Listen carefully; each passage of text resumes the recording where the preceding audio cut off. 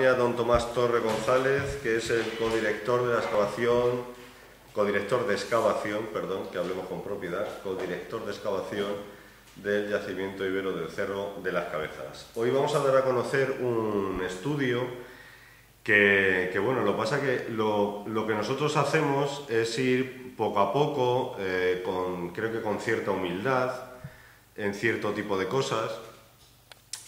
Otros lo que hacen es, bueno, pues utilizar de forma torticera sus logros para desprestigiar a unos y a otros, y bueno, pues nosotros lo único que nos dedicamos a hacer es a trabajar de forma humilde, de forma tranquila, y luego cuando llegan los resultados, pues entonces los damos a conocer. Si recordarán, por ponerles un poco en antecedentes, en las excavaciones que se hacían durante todos los veranos, y en concreto la excavación que se hizo en el año 2010, se retiraba una rampa con la que se accedía al yacimiento del Cerro de las Cabezas. Esa rampa lo que hacía era facilitar el acceso de los turistas, de los visitantes, al yacimiento. Toda vez que un poquito más abajo, en el mismo sitio, un poquito más abajo, se construyó la otra rampa de acceso, otro camino de acceso mejorable, para que los visitantes pudieran llegar mejor al yacimiento, pues se empezó a quitar esa rampa. Cuando se empezó a quitar esa rampa, evidentemente no había que quitarla con palas ni con retroexcavadoras, sino que había que quitarla con su cuidado correspondiente, porque es un yacimiento y se podía encontrar cualquier cosa que puede ser interesante para el estudio del cerro. Y evidentemente salieron los restos de dos individuos, dos esqueletos de dos individuos, aparte de 6 grandes cornamentas de ciervo, algunas de ellas con más de 1 metro de longitud, 2 elementos metálicos y un colgante, que supuestamente está asociado a uno de los individuos. La importancia de este hallazgo tan especial para nosotros, y para el mundo íbero, evidentemente, y para lo que se estudia el mundo íbero, es por la escasez que hay de restos de seres humanos en los yacimientos y en la época ibérica en la península, en España, lo que es en la península ibérica. Tomás ahora dará cuenta del porqué de esta importancia que se hayan encontrado estos restos y el cuidado que hemos tenido, y pueden comprobar que hemos tardado 4 años en ofrecer hoy los resultados. 4 años que lo que se hace es extraer todos esos huesos, todos esos esqueletos, para su posterior limpieza, uno por uno. Evidentemente requiere muchísimo tiempo, mucho cuidado, porque se puede quitar mucha información de lo que nos puede ofrecer el estudio de estos huesos, con lo cual, por eso ha habido todo este tiempo a la hora de ofrecer los resultados del estudio que se ha hecho. Bueno, pues nos pusimos en contacto con la Universidad Toma de Madrid para ver si podían hacer el estudio antropológico de los restos de los 2 individuos, que llamaremos a partir de ahora individuo A e individuo B. Contamos, evidentemente, con el permiso de la Dirección General de Cultura, que es la que nos tenía que autorizar si los huesos podían salir de Valdepeñas para hacer el estudio. Contamos con ese informe favorable y con ese permiso, cosa que agradezco enormemente a Javier Morales por la exquisita sensibilidad que tiene en este sentido y que tuvo en este sentido para hacer un estudio y tener mucha más información del Cerro de las Cabezas, y sobre todo de la divulgación que se haga a posteriori. Bueno, todo esto ha dado lugar a una serie de conclusiones que yo daré cuenta ahora, y que luego Tomás dará unas explicaciones mucho más técnicas de que las puedo dar yo, porque para eso es más técnico que yo, y yo voy a relatar las conclusiones que se han hecho, y paso ante todo a decir la persona que ha hecho la investigación, que es el doctor don Jesús Herrerín López, que es licenciado en Ciencias Biológicas y doctor en Antropología desde el año 2001 por la Universidad Complutense de Madrid. Ha trabajado en varias líneas de investigación sobre la antropología física, forense y paleopatología. Actualmente es profesor asociado del Departamento de Antropología Física de la Universidad Autónoma de Madrid y en la Universidad de Memphis, en Estados Unidos. Igualmente es profesor tutor de la UNED en el Centro Asociado de Segovia. También ha realizado diferentes investigaciones en varios proyectos, como es en la necrópolis de Santa María del Castillo de Calatañazor, en Soria, y la fosa de la Batalla de Arcos, en Ciudad Real. Bueno, con todos estos antecedentes llegamos a las siguientes conclusiones. Los dos individuos, tanto el individuo A como el B, son varones entre 30 y 50 años. Ahora explicaré también, Tomás, el porqué de esta horquilla tan amplia en las edades de las personas, de los individuos que se encuentran los esqueletos. Se puede comprobar que son de complexión fuerte en las piernas y débil en los brazos, por lo que nos hace suponer que puedan ser pastores, personas transhumantes que se hacían largas caminatas. Sufren una muerte traumática y fueron depositados, esto es importantísimo, depositados junto a la muralla sur de la ciudad, sin realizar ninguna estructura funeraria ni enterramiento. Vuelvo a insistir que este detalle es muy importantísimo y lo va a explicar Tomás el por qué nos detenemos tanto en este detalle. Fueron expuestos, una vez depositados, fueron expuestos y posteriormente tapados con tierra, con las astas de ciervo, como he dicho anteriormente, una posible puerta de madera con restos metálicos y con cerámicas. La causa de la muerte, pues puede estar relacionada con golpes en la cabeza que recibe uno de los individuos. El individuo A se le ve un golpe en la cabeza justamente días antes de morir, y un corte profundo en una pierna recibido también bueno, eso todavía no se puede determinar si es justamente antes de la muerte o se le hace después, pero bueno, se le ve un corte en la pierna que posiblemente, si es antes de la muerte, puede ser la causa de la muerte porque se desangra esta persona. Y luego el individuo B es decapitado y tal cual se cae o se le tira en ese depósito junto a la muralla. No transcurre mucho tiempo entre la muerte y la deposición de los cuerpos y el relleno de la tierra, es decir, los cuerpos lo tiran al lado de la muralla y no sabemos exactamente el tiempo, pero sí cae, luego a posteriori tiran la tierra encima de los cuerpos.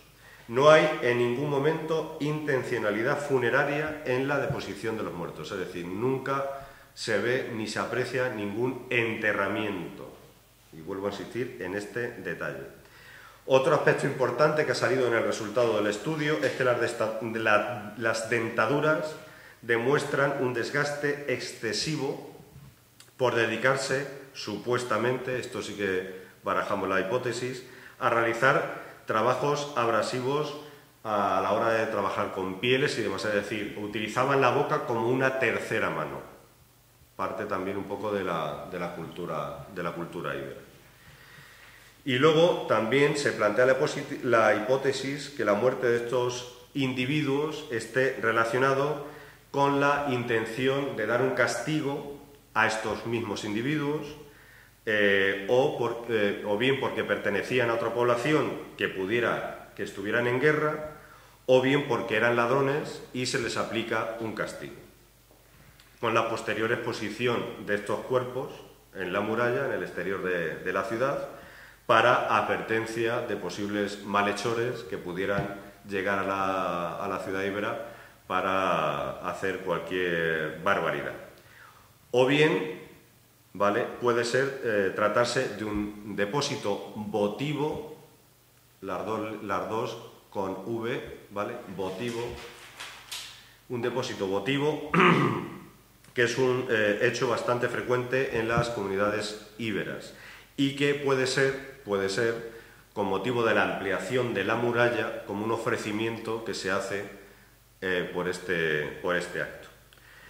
Los hechos pueden ocurrir o debieron ocurrir en la segunda mitad del siglo III antes de Cristo y antes del abandono definitivo de la ciudad por parte de los íberos. Pero todo esto, hasta que no se haga la datación del carbono 14, no nos podrá confirmar exactamente el año de la muerte de estos individuos.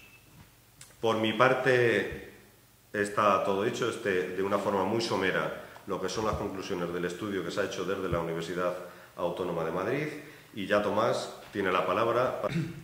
En el momento en que se detecta la presencia de restos humanos durante la excavación de la rampa, pues la metodología que se aplica en la excavación pues es mucho más meticulosa, porque el estado de conservación que presentan los huesos siempre es muy deficiente y requiere un proceso mucho más detallista para conseguir extraer los restos sin provocarles más daños de lo que ya tienen. El resultado es la aparición de un depósito. Insistimos en lo de depósito porque tenemos que desterrar toda posibilidad de hablar de enterramientos. No se excava una fosa para la colocación de los cuerpos y al mismo tiempo se colocan una serie de astas de ciervo, que está muy relacionado con los mundos simbólicos y de las costumbres en época ibérica, junto a unos elementos metálicos que podrían ser algún tipo de lania que sujetara alguna estructura de madera, ya fuera tablazones o alguna estructura portante en la que podrían estar depositados los propios cuerpos. Estos están depositados a su vez sobre el suelo de la última fase de uso asociada a la muralla sur. Con lo cual es importante porque el resultado de datación de carbono 14 que decía Manuel podría ayudar también a conocer un poco la datación de esa fase de la muralla. Hay dos apartados, digamos, un grupo en el que destacan los elementos metálicos y las astas de ciervo, y en el grupo situado más al sur destacan los dos individuos que aparecen, como digo, en un depósito simultáneo. Las puntas de las astas de ciervo se superponen y pasan por debajo de muchos de los huesos, lo que implica simultaneidad en la creación del depósito. Y estudiando individualizadamente cada uno de los individuos, pues vemos que el individuo A tenía una posición, todos los huesos presentaban conexión anatómica, aunque presenta una postura que no es del todo natural, se ve sobre todo en la pierna derecha. En excavación ya intuíamos que podría haber algún tipo de trauma en las causas o en la creación de la muerte y del depósito. En concreto, el individuo A pues, ofrece varias patologías en función del estudio del doctor Herrerín. Las primeras se aprecian a nivel dental, donde estaríamos hablando de un individuo de entre 35 y 45 años, presenta desgaste, pero muy contenido, sobre todo en todas las piezas dentales, exceptuando los dos incisivos superiores, que es lo que permite inferir la posibilidad del trabajo que decía Manuel antes con la boca como tercera mano, que es habitual en culturas más antiguas. Ahí vemos, por ejemplo, la reconstrucción de la mandíbula y los dos incisivos que presentan precisamente ese desgaste. Pero también presenta otros tipos de daños, de traumatismos, que podrían hacer pensar en muerte traumática. Este en concreto representa un golpe que recibió el individuo A en la cabeza entre unos días antes de la muerte y 4 semanas antes de la muerte. Se sabe eso porque el hueso ya empieza a regenerarse, entonces implica que ha pasado el tiempo suficiente como para que el hueso pueda regenerarse y procederse a cerrar la herida. Esta herida le da tiempo a regenerarse, pero la que aparece en el fémur derecho no. Por eso se piensa, y de hecho el doctor Herrerín sí lo manifiesta, en que esta herida se tuvo que producir en el momento de la muerte, o inmediatamente antes o inmediatamente después, en función de los ritos o de la costumbre que se aplicaran. Abajo a la izquierda vemos, por ejemplo, una imagen donde aparece coloreada los efectos que produjo la hoja del elemento que produjo la herida. Se puede inferir la posibilidad de que se trate de una falcata, una espada tipo machete, y el golpe sería, como vemos, en la parte superior. O sea, no sería un golpe desde atrás, en posición vertical, sería un golpe que se daría al individuo estando tumbado, porque es la única forma de que, haciendo contacto la pierna con una superficie, el elemento cortante produzca esas heridas. En la margen de abajo se pueden ver las astillas que produce precisamente en el hueso ese corte, y posteriormente fue depositado sobre el suelo asociado a la muralla sin mucho cuidado. Es lo que produce la fractura de la pierna, y por eso aparece, es lo que explica la posición antinatural que presenta la pierna derecha. Cuando en el momento de la muerte los trasladan al lugar donde los depositan, pero ahí ya los arrojan sin veis mucho perfectamente, lo apreciáis. Veis aquí la pierna que está cortada y justamente encima de la mano del individuo, ¿vale? Sí, quizás lo que más explica eso es esta foto, donde se ve...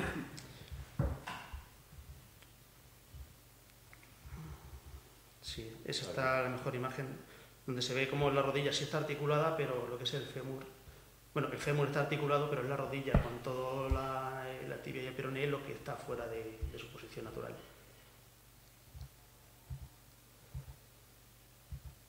El individuo B estaba incompleto en parte, porque le faltaban una parte de las piernas que fue excavada en el año 2002. Presentaba unas patologías dentarias similares a las que presentaba el individuo A, pero presentaba la curiosidad o el dato interesante de que en el cráneo se observaban 3 vértebras cervicales. Esas vértebras solo se pueden mantener en esa posición si en el momento de la separación de la cabeza hay carne que mantenga unidas y articuladas los huesos. Lo mismo, bueno, lo decíamos de las patologías dentarias, en este caso caries más profundas. El otro individuo no tenía caries, tenía desgaste, pero aquí sí tenemos caries. Es un individuo más adulto, estamos entre 45 y 60 años.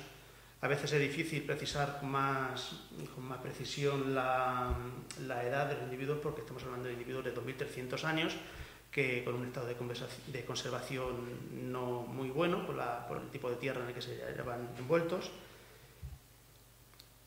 Y, como digo, el mismo tipo de vértebras cervicales que estaban unidas al cráneo, aquí se pueden ver mejor en la parte inferior de la imagen, también las teníamos en la parte superior de la columna dorsal. O sea, en el momento que la cabeza se separa de este cuerpo, todavía hay carne que mantiene unido ese tipo de huesos. Son articulaciones y huesos muy ligeros que, si hubiera pasado tiempo y no hubiera carne, se hubieran descolocado. Pasa mucho en depósitos cerrados, pasa mucho. Y el profesor Herrín infiere la posibilidad de que se trate de una decapitación, pues igual, en la misma posición que el individuo anterior. Sería del tipo COD, que según Herrín es habitual de época romana o ibérica anterior, y sería realizada probablemente con una herramienta, un utensilio similar al individuo A, probablemente el mismo tipo de falcatas. A modo de conclusiones, es incidir un poco en lo que ha dicho Manuel. Es importante precisar que no se trata de un enterramiento. En época ibérica el enterramiento se realiza por cremación, se recogen los huesos y se depositan en urnas en necrópolis fuera del poblado. O sea, no podemos decir que se trate de una inhumación, sobre todo porque tampoco existe fosa. Y es importante, o sea, están depositados sobre el nivel de suelo que funciona a la vez que la muralla. Es decir, es como si nos tiramos nosotros al suelo y encima de nosotros nos echan la tierra encima. Ese es el proceso que hicieron con estos individuos. Lo que dice Tomás, sí. Si conocéis el centro de interpretación, veis que hay una parte donde se ve cómo se hacen los enterramientos, digamos, o los ritos funerarios que llevan al cuerpo en una especie de camilla, queman ese cuerpo, lo depositan en una vasija y es cuando hacen el enterramiento. Sí existe, y quiero un poco también apuntar en lo que está diciendo Tomás, los únicos enterramientos que existen son los de los niños y lo hacen dentro de las casas. Por eso es el neonato que tenemos en el Museo Municipal, ¿vale? Que eso sí se hacía, el único enterramiento que se hacía entero, que no se quemaba, ¿vale? Ya concluir que están en fase de estudio todavía. La Universidad Autónoma sigue estudiando los restos Estamos en fase de realizar pruebas de carbono 14 para conocer una datación más exacta y es difícil precisar exactamente a qué se debe la creación de este depósito. O sea, entrar en el mundo de las costumbres y de las creencias cuando no existen fuentes que expliquen cómo funcionaba la sociedad hace que todo lo que nosotros digamos sean interpretaciones. Las interpretaciones pueden ser más acertadas o menos, pero tenemos que ajustarnos a los datos que tenemos. Para ya finalizar, pues probablemente estemos hablando de una muerte cruenta. O sea, la finalidad puede ser ejercer un castigo contra alguien que haya infringido las normas sociales, puede ser un sacrificio de algún tipo de ritual totalmente desconocido actualmente, o puede ser una advertencia a los propios enemigos de la ciudad. No olvidemos que están depositados entre la puerta sur y la zona en la que se rodea la muralla por la Vega del Jabalón. Es la zona a la que accedería la gente que viniera desde el sur. Ahorita no se ha encontrado ningún vestigio similar en el Cerro de las Cabezas, en todos ellos se acaban. A nivel peninsular, en general en el arco mediterráneo, que es donde más estudios se han hecho de restos humanos, suelen aparecer fragmentos muy aislados, siempre de cráneos normalmente. A veces aparecen cráneos completos, lo que llaman los cráneos enclavados, que es una especie de demostración o exhibición de la cabeza de los enemigos a los que han vencido o derrotado. Pero individuos completos en conexión anatómica, en contextos arqueológicos claros, no son habituales. En el Cerro de la Cruz, en la Medinilla, Córdoba, han aparecido 4 individuos que están publicando muchos resultados ahora, en los mismos estudios antropológicos, pero los asocian más a algún tipo de ataque al poblado, porque aparecen dentro de las habitaciones, con estructuras caídas encima y con algún tipo de heridas procedentes de armamento. Dicen que podría ser algún ataque de represión de un campamento de nuestros romanos que estarían por la zona. Serviliano creo que es el general que ordenaría el ataque, no lo tengo muy claro. Pero a nivel restos humanos, individuos completos, en estratos, lo que digo, la importancia de estratos bien contextualizados, que no, por eso es importante, nos ofrecen posibilidad de datación porque no hay contaminación de estratos ni son estratos revueltos, o sea, están tal y como se quedaron hace 2300 años o lo que diga la datación del carbono 14. Quizás no deberíamos hablar tanto de fechas hasta que no tuviéramos los resultados de la datación, que sería lo más fiable. Haya terminado el estudio íntegro de los restos, pues evidentemente tendremos que hablar con la Junta, y si la Junta dice que se puedan quedar en Valdepeñas, pues los expondremos en Valdepeñas, y si dice que tiene que ir al Museo Provincial de Ciudad Real, pues tendremos que enviarlos al Museo Provincial de Ciudad Real. Hombre, yo me gustaría que estuvieran en Valdepeñas, pero bueno, la Junta es la que decide. Lo que pasa es que el estado de conservación no es muy bueno. Las imágenes que estamos viendo del proceso de excavación, en ese momento todavía tienen con cierta consistencia, pero una vez ya extraídos y ya estudiados, pues pierde novedad, hace que se debiliten un poco más. Por eso la importancia de, cuando sale un tipo de hallazgo de este tipo, la excavación se ralentiza un montón, porque hay que tomar un montón de datos a pie de campo que permitan documentar todas las circunstancias que estén rodeando este hallazgo para tener documentadas. En el momento que se levantan los huesos o una vasija, cualquier tipo de elemento de material arqueológico, se destruye ese contexto. Si no está bien documentado todo, perdemos la información. En estos casos concretos creo que tendremos más de 4.000 fotografías, estando hablando de una zona de 4 metros cuadrados en total. O sea, hay montajes que permitirían una reconstrucción en 3 dimensiones real y ajustada con estación total de todo el conjunto.